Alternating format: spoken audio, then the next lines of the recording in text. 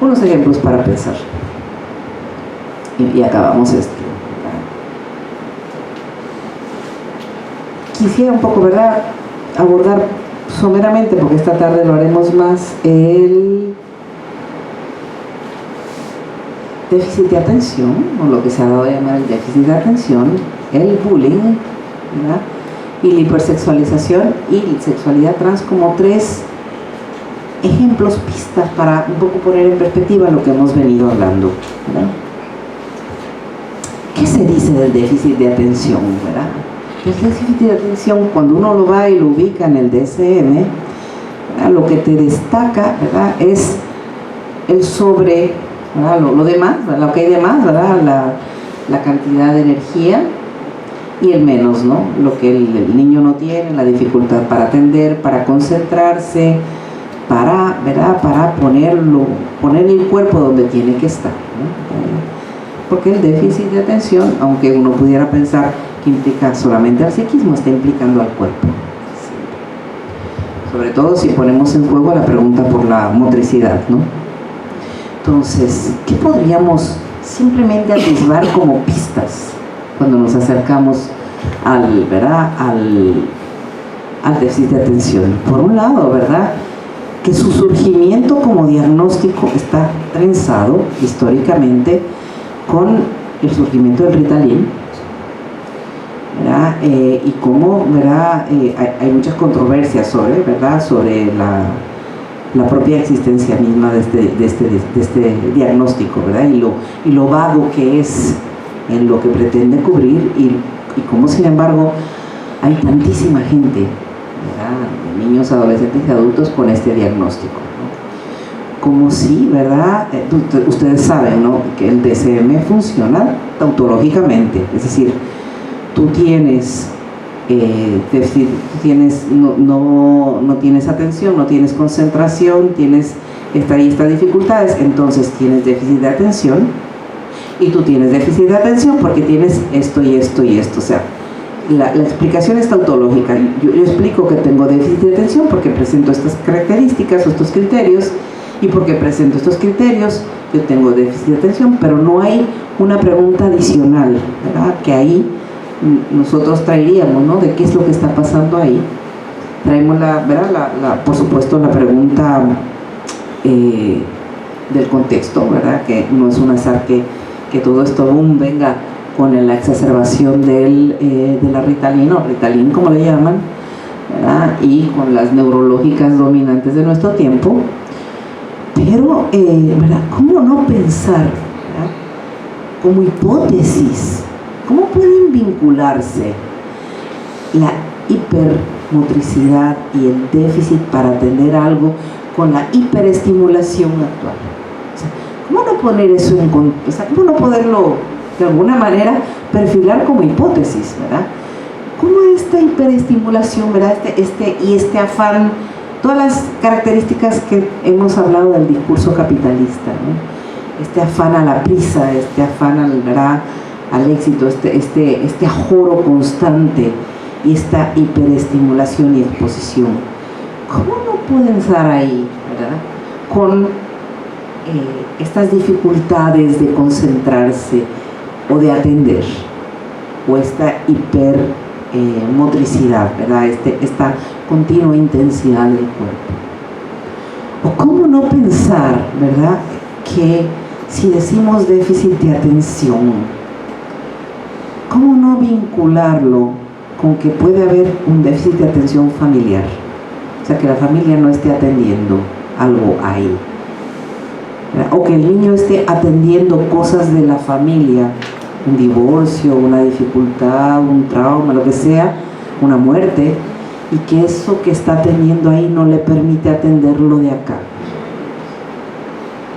O cómo no pensar, ¿verdad?, que a lo mejor es un niño que le aburre lo que le están enseñando, porque realmente es aburrido y no le encuentra ningún sentido aprender las tablas de multiplicar, por poner un ejemplo, ¿verdad?, y está más interesado en su fantasía, ¿verdad?, en los mundos que él quiere construir. O sea, ¿cómo no vincular ahí, ¿verdad?, estos elementos, ¿cómo, verdad? Me parece que ya es importante ver cómo el discurso capitalista y lo que está produciendo cabría, ¿verdad? Por lo menos como hipótesis, ponerlo en conversación con la emergencia de estos síntomas o de estas manifestaciones corporales o de estas manifestaciones, ¿verdad?, afectivas.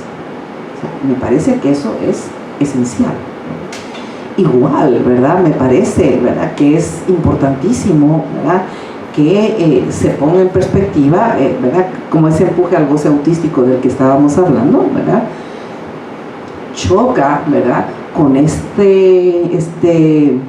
exigencia escolar de que no puedes atender eso, tienes que atenderlo de acá, ¿ya?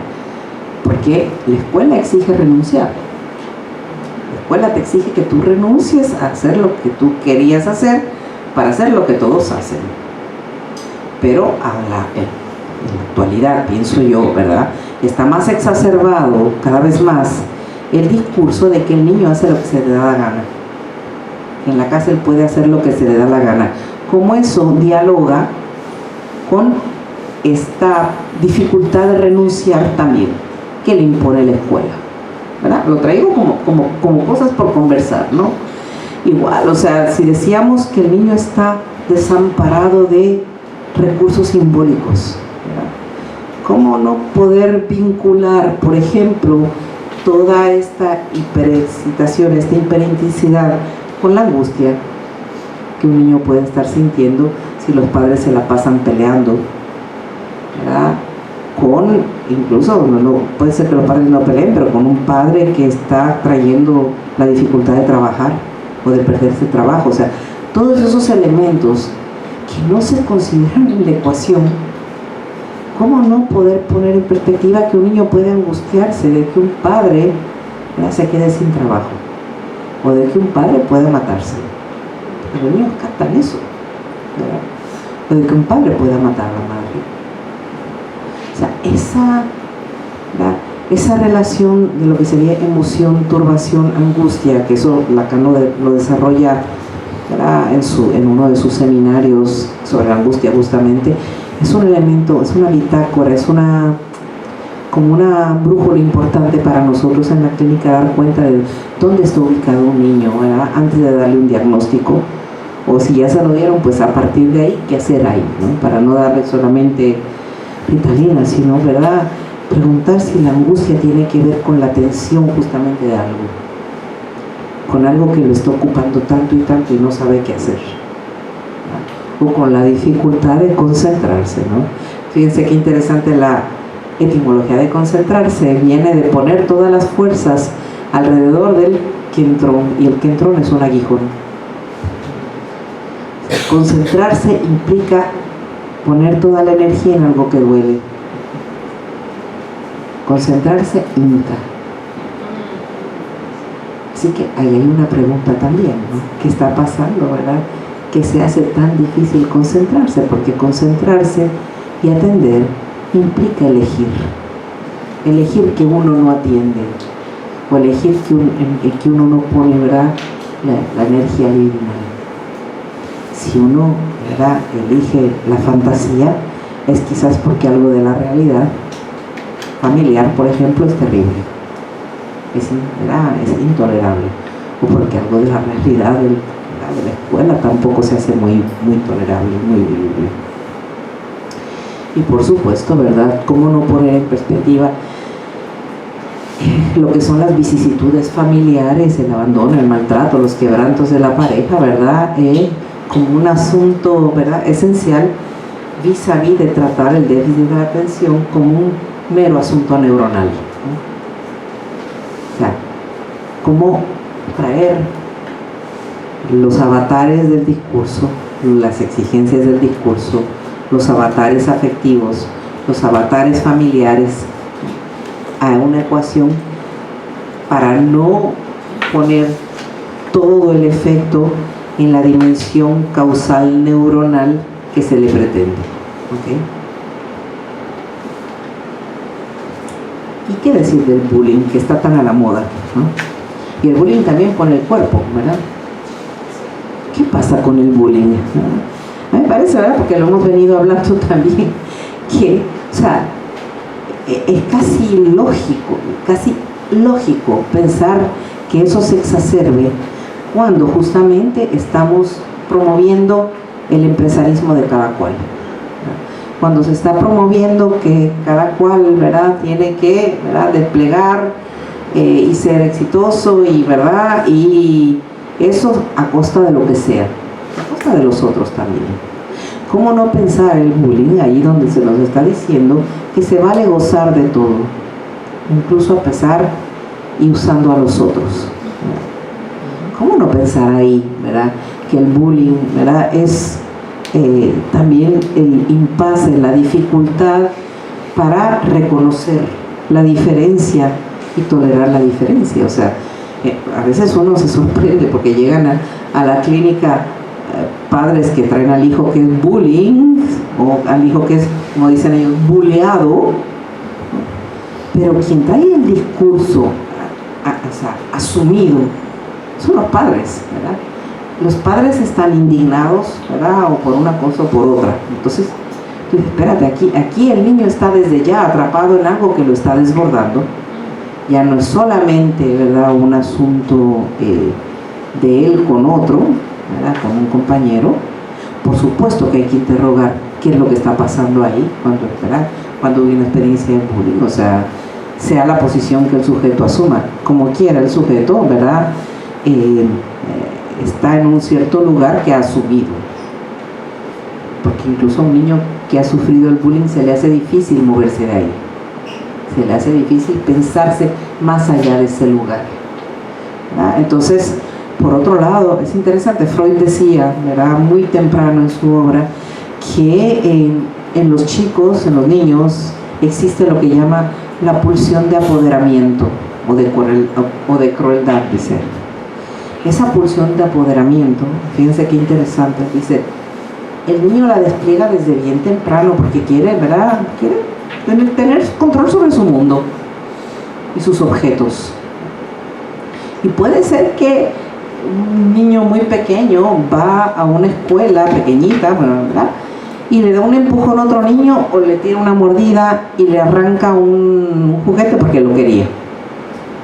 Y dice Freud, ahí, ¿verdad?, tenemos la pulsión de apoderamiento, pero, dice él, el problema es que al inicio, ¿verdad?, no hay una intención de lastimar al otro en la pulsión de apoderamiento. Simplemente el niño quiere el objeto y se lo quita al otro.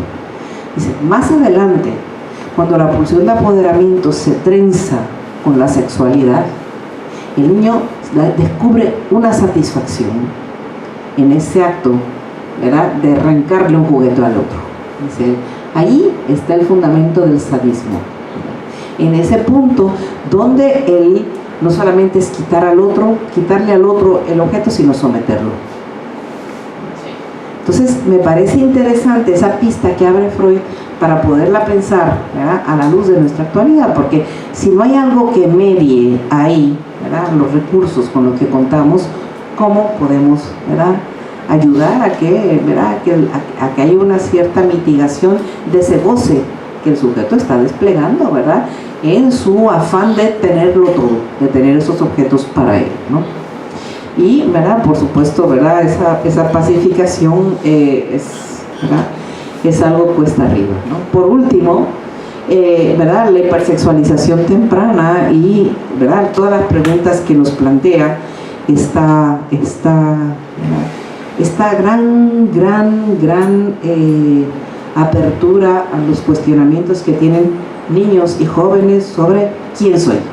Soy niño, soy niña, tengo un cuerpo de niña pero no me siento niña, tengo un cuerpo de niño pero no me siento niño. O sea, todo este universo que nos rebota, ¿verdad? Nosotros vimos en el coloquio pasado un documental que se llama El sexo sentido, ¿verdad?, que es un documental español en donde uno ve cómo, ¿verdad?, están estos chicos muy chamacos, o sea, 6, 7, 8 años, ya asumiendo, ¿verdad?, la decisión de que este cuerpo no es el mío, yo no soy un niño, ¿verdad?, o yo quiero ser niña, y cómo los padres están, ¿verdad?, ahí también atrapados en esa, ¿verdad?, en esa pregunta que en cierto sentido es demasiado temprana, es muy precoz, ¿verdad?, porque no necesariamente el niño ha podido atemperar todo lo que implica dar una respuesta tan temprana a esa pregunta. No es que no la pueda dar, pero cuando tú cierras ya y dices, ¿es esto?, ¿verdad?, es difícil volver a abrirla y traerla a la dialéctica de que ¿verdad?, esto es más complejo, ¿verdad?, porque no necesariamente tú vas a contestar la pregunta de quién tú eres por la vía de la identificación sexual. Así que, ¿verdad?, ese es un punto importante. Por otro lado, ¿verdad?, ¿cómo no pensar la hipersexualización temprana con los tiempos de la primacía de la imagen? ¿Verdad? Estamos dominados por una primacía de la imagen corporal, de ciertos ideales del mercado, imperativos superyoicos, ¿verdad? Y cómo el mercado ha recuperado la propuesta freudiana de la perversión polimórfica sexual, cómo la recuperan, ¿verdad?, para decir, se puede gozar de cualquier manera, a cualquier momento, ¿verdad?, sin consecuencias. Están esos modos de jugar a ser grande también, ¿no? Whatever that means, o sea, porque, ¿verdad?, ¿qué es eso de ser grande? Pero, ¿verdad?, hay un poco esta idea de que hay que llegar a ser y jugar a ser grande, ¿verdad?, pero confundiendo que jugar aquí no tiene la connotación de lo que jugar va a tener cuando hablemos esta tarde. Aquí hay una confusión en lo que es jugar y lo que es, ¿verdad?, hacer una asunción de que uno puede hacer como si realmente. Hay un disloque de las intimidades que ya hablamos, ¿no?, y cómo la angustia se tapa con derivas de la acción. Y, ¿verdad?, básicamente creo que he cubierto lo que quería ahorita, ¿verdad? Simplemente para resumir, ¿no?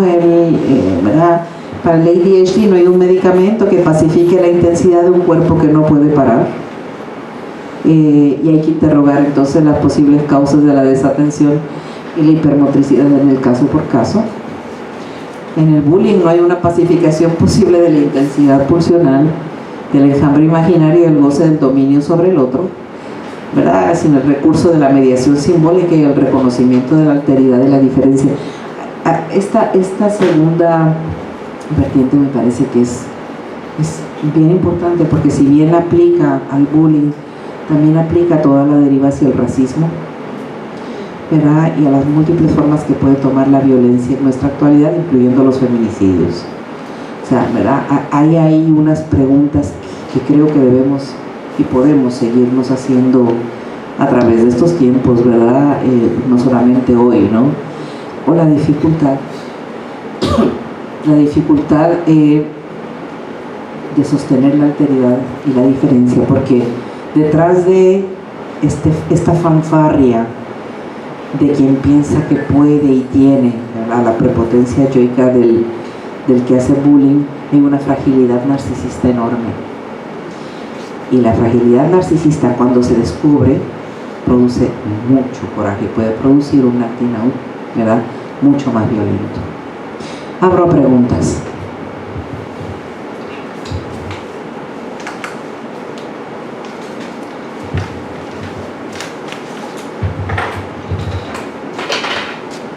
¿Comentarios?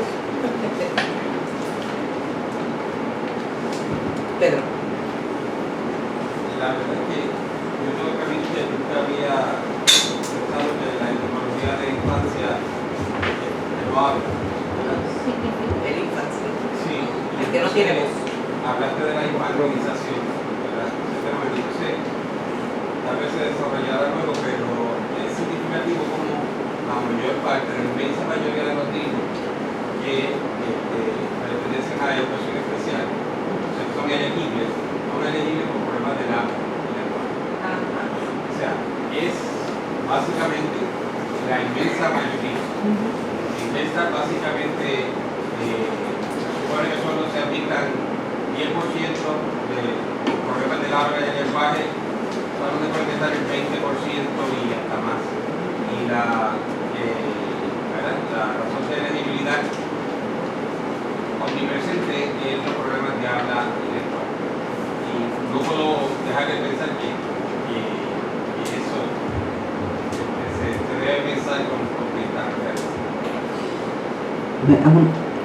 Hace como 2 años recuerdo que alguien me compartió la evaluación psicológica, el reporte, ¿no? El informe de un niño que había salido, pero mal, casi ¿verdad?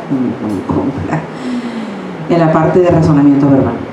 Pero entonces me recuerdo que empezamos a conversar, ¿no? Porque la persona me decía, es que yo no entiendo, porque, ¿verdad? O sea, no es un niño que parezca, ¿verdad? Que tiene realmente esas deficiencias. Pero había varias preguntas ahí, ¿no? Porque hablar implica también exponerse y haber sido expuesto. O sea, hay niños que no conocen palabras porque nadie les habla. O sea, en las casas, si en las casas no se habla, ¿de dónde los niños obtienen las palabras para hablar? ¿De aquí? ¿Entienden? O sea, ese es el primer punto que me parece que es esencial, ¿no? Entonces, por otro lado, o sea, cuando tú empiezas a hablar, hay algo del ser escuchado que es importante. Si un niño habla y no es escuchado, eso tiene efectos. Y puede tener efectos inhibitorios. El niño se aguanta y deje de hablar. Ahí también habría una pregunta, ¿no? ¿Por qué es que ¿verdad? Se hace tan difícil para estos niños hablar? Pero también por qué es que se hace quizás a los padres tan difícil escuchar, ¿no? Entonces, por otro lado, ¿verdad? Tú tienes padres que tampoco saben hablar, que no tienen los recursos, los padres, ¿verdad? Tú los convidas a que hablen y narren y se narren y no tienen palabras, o sea, se quedan cortos. Entonces, por supuesto que una prueba psicológica no captura eso. O sea, una prueba psicológica no va a capturar las razones, las dificultades, el porqué. Eso uno lo tiene que, ¿verdad? Si uno usa los recursos de las evaluaciones psicológicas, pienso yo que es importante darle el contexto, ¿verdad? Si uno está viendo que hay algo ahí que no te cuadra, si hay algo ahí que está, ¿verdad? Que está, ¿verdad? Dejando ver que hay algo más, escúchalo, convídale, escúchalo. Lo último que digo es que, ¿verdad? Una cosa es lo infantil y otra cosa es la infantilización. Todo el que llega a la clínica llega desde lo infantil, es decir, llega con dificultades para hablar y para dar cuenta de lo que le pasa. Uno de los grandes retos de los clínicos es no infantilizar. Es muy tentador infantilizar. Es muy tentador nosotros poner la palabra y desplegar y hablar y no convocar a que el sujeto encuentre, el sujeto de cualquier edad, encuentre los modos, por más precarios que sean, pero que vaya creando los modos de decir, por el juego, por alguna manera. Pero yo creo que sí, tú tienes razón cuando dices que ahí hay una pregunta importante, ¿no? De los tiempos que nos ha tocado vivir. Son niños muchas veces que manejan estos aparatos mejor que nadie, pero estos aparatos no requieren hablar. O sea, de hecho, toda la lógica de estos aparatos están para que uno no tenga que hablar por teléfono. Son teléfonos, pero no, el fono es la voz, ¿no? Fono, teléfono, o sea, es la voz a distancia, ¿no? Pero no se usa la voz, o sea, tú escribes mensajes, envías chatitos y cositas así, pero no sé, ¿verdad? No hay, cada vez es menos, ¿no? Es más sencillo, yo te escribo un mensaje y ya, que hablar. Entonces ahí, yo creo que también hay una gran pregunta. Gracias. Y el asunto de infantilizar, porque yo me he concientizado, tengo una compañera de trabajo que se refiere siempre a los participantes del programa por lo que y entonces yo siempre que tenía problemas con esa, con la forma de, entonces creo que entiendo la molestia mía que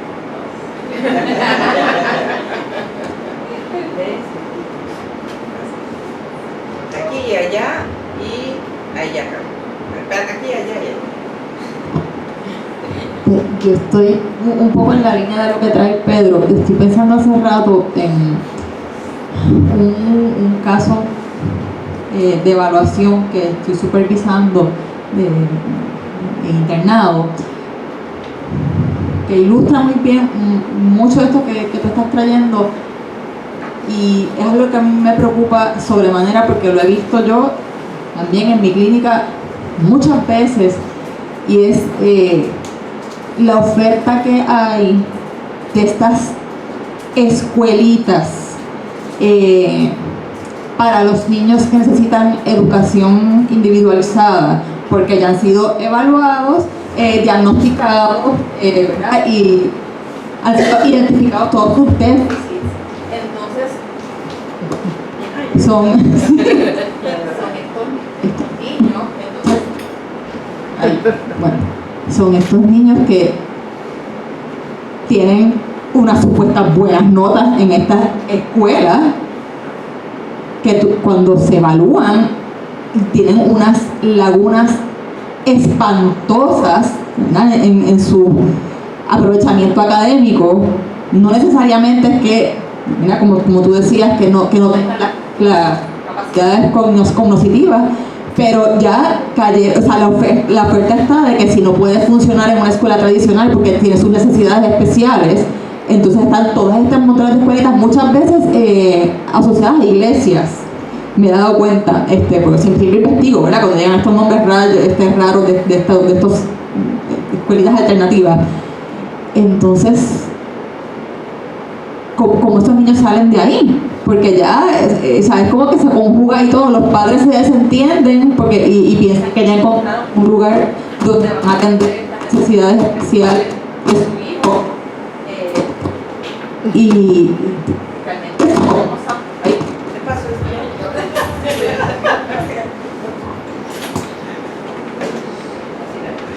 Ahora sí fuiste la sí, entonces este caso en particular, ¿verdad? Este niño es preadolescente, tiene unos 13 años, su aspecto es de un niño de 7 u 8 años, o sea, su aspecto físico, o sea, absolutamente nada, no en el camino a convertirse en un joven sexualizado próximo hombre, ¿verdad? Va a esta escuelita que es como un maternal, literalmente, porque el horario que va es como hasta mediodía, y lo único que hace en el resto del día es jugar juegos electrónicos. Y para los padres no hay ninguna preocupación, o sea, ellos lo llevan a evaluar porque en la escuela tiene unos problemas ahí de socialización. Supuestamente tiene buenas notas y en la evaluación sale casi a nivel de retardo mental, pero es porque es una inhibición absoluta y un desinterés absoluto, ¿verdad?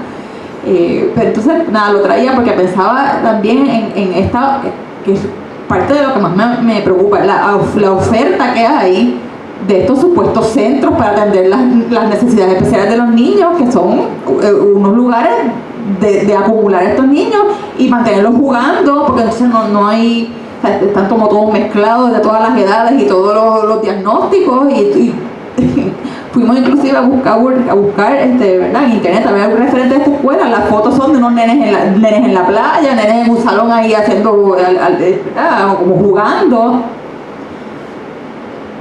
Pero para eso me imagino que hay muchos fondos de educación especial. ¿Quieren hacer la pregunta?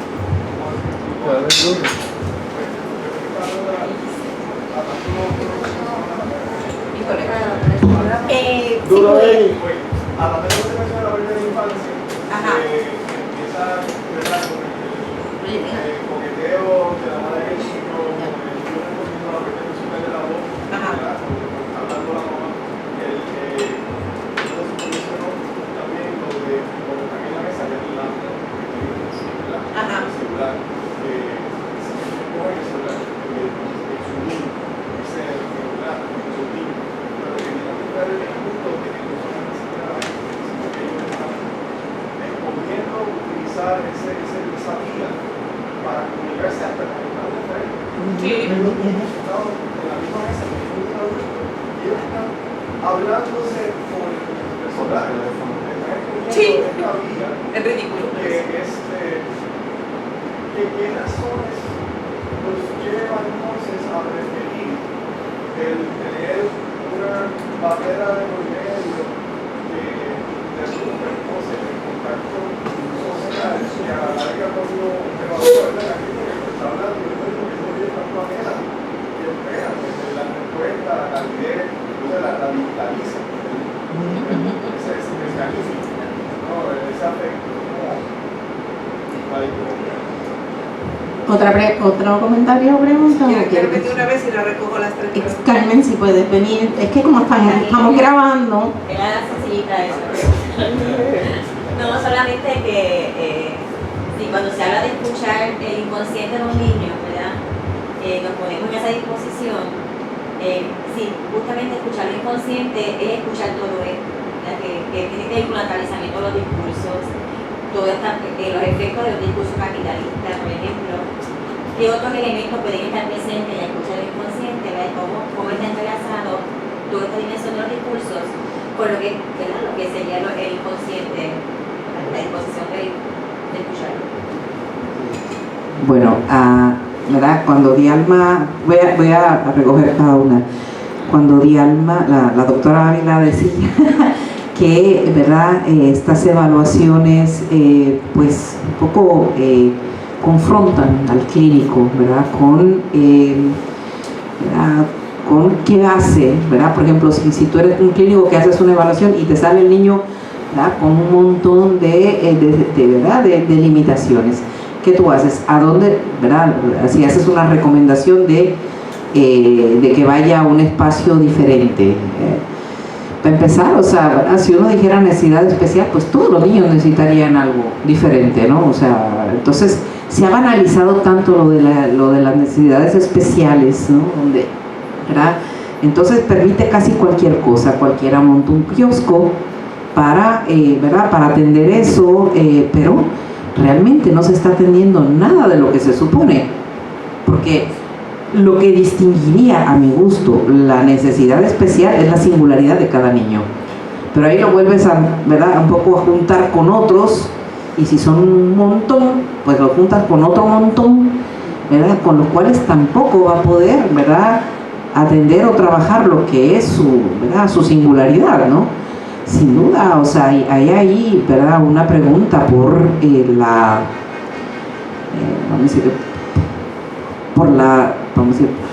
no solamente por la coyuntura que nos está tocando vivir, sino porque hay unos elementos éticos en lo que nosotros podemos hacer o no hacer al respecto, ¿no?